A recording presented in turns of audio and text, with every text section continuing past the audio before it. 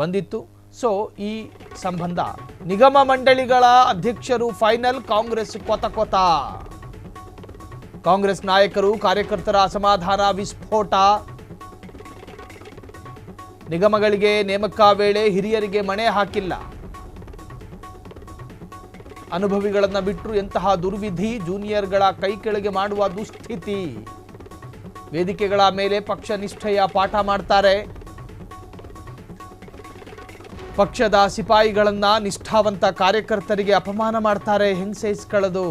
ಹಿರಿಯರು ಮಾರ್ಗದರ್ಶಕರನ್ನ ಹೀನಾಯವಾಗಿ ನಡೆಸಿಕೊಳ್ಳಲಾಗ್ತಾ ಇದೆ. ಇದು ಕಾಂಗ್ರೆಸ್ ಪಕ್ಷದ ಏಳಿಗೆಗೆ ಖಂಡಿತ ಒಳ್ಳೆಯದಲ್ಲ. ಇದು ಕಾಂಗ್ರೆಸ್ ಪಕ್ಷಕ್ಕೆ ಸಮಂಜಸವಲ್ಲ. ಕಾಂಗ್ರೆಸ್ ಹಿರಿಯ ಕಾರ್ಯಕರ್ತ ಆನಂದ್ ಕುಮಾರ್ ಅಸಮಾಧಾನ. ಇಂತಹ ಆಕ್ರೋಶಗಳನ್ನು ನಿರೀಕ್ಷೆ ಮಾಡಿತ್ತಾ ಸಿದ್ದರಾಮಯ್ಯ ಸರ್ಕಾರ? ಹೀಗಾಗಿ ಇನ್ಸ್ಟಾಲ್ಮೆಂಟ್ಗಳಲ್ಲಿ ನೇಮಕಕ್ಕೆ ಇಳಿಯುತ್ತಾ ಸರ್ಕಾರ. ಇನ್ನು ನಿಗಮಗಳಿಗೆ ಸದಸ್ಯರನ್ನ ನೇಮಕ ಮಾಡಬೇಕಾಗಿದೆ. ಇದು ಯಾವಾಗ ನಡೆಯೋದು?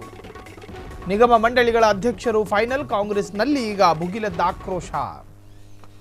ಕಾಂಗ್ರೆಸ್ನಲ್ಲಿ ನಿಗಮಗಳ ಅಧ್ಯಕ್ಷಗಿರಿಗೆ ಸಾಕಷ್ಟು ಆಕಾಂಕ್ಷಿಗಳಿದ್ರು. ಆ ಪೈಕಿ ಹಿರಿಯರನ್ನ, ಅನುಭವಸ್ಥರನ್ನ ಬದಿಗೆ ಸರಿಸಿ ಜೂನಿಯರ್ಗಳನ್ನು ಆಯ್ಕೆ ಮಾಡಿಕೊಳ್ಳಲಾಗಿದೆ ಅನ್ನೋ ಆರೋಪ. ನೀವು ಗಮನಿಸಿದಂತೆ, ನಾವು ರಿವೀಲ್ ಮಾಡಿದಂತೆ ಅಷ್ಟು ಹೆಸರುಗಳನ್ನು ಫೈನಲ್ ಮಾಡಿತ್ತು.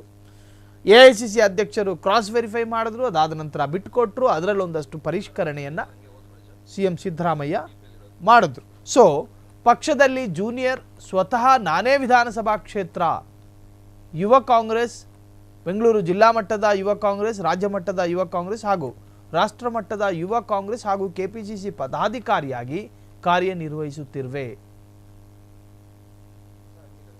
ಹಂಗೆ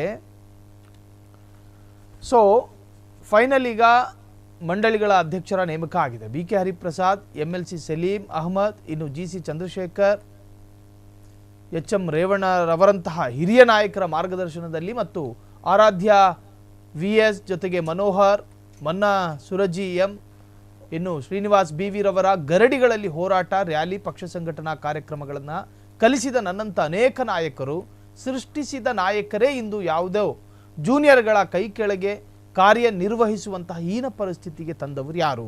ವೇದಿಕೆಗಳ ಮೇಲೆ ಪಕ್ಷ ನಿಷ್ಠೆ ಪಾಠ ಮಾಡಿ ಪಕ್ಷದ ಸಿಪಾಯಿಗಳನ್ನು ನಿಷ್ಠಾವಂತ ಕಾರ್ಯಕರ್ತರು, ಹಿರಿಯರು, ಮಾರ್ಗದರ್ಶಕರನ್ನ ಈ ರೀತಿ ಹೀನಾಯವಾಗಿ ಅಪಮಾನಗೊಳಿಸುವುದು ಕಾಂಗ್ರೆಸ್ ಪಕ್ಷದ ಏಳಿಗೆಗೆ ಖಂಡಿತ ಒಳ್ಳೆಯದಲ್ಲ ಅಂಥೇಳಿ ಹಿರಿಯರು ಅಭಿಪ್ರಾಯವನ್ನು ವ್ಯಕ್ತಪಡಿಸಿದ್ದಾರೆ.